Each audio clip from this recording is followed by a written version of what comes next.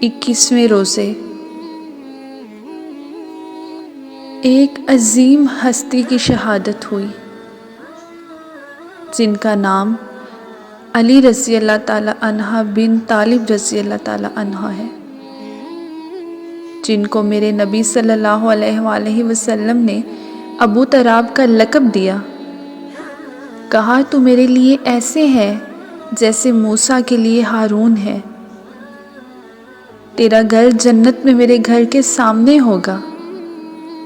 پھر آپ صلی اللہ علیہ وآلہ وسلم نے اپنی بیٹی فاطمہ سے کہا، فاطمہ، تو، میں اور یہ دونوں، حسن رضی اللہ تعالی عنہ، حسین رضی اللہ تعالی عنہ، اور یہ جو سویا ہوا ہے۔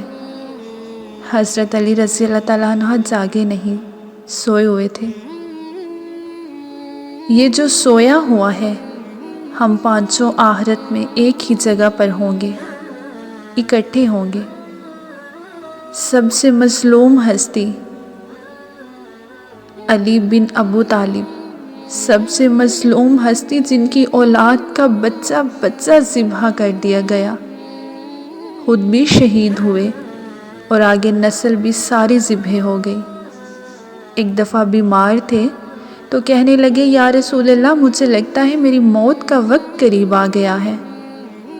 آپ صلی اللہ علیہ وآلہ وسلم نے کہا، نہیں، جب تیرے سر کے خون سے تیری داڑھی رنگین ہوگی، اس وقت تیری موت کا وقت آئے گا۔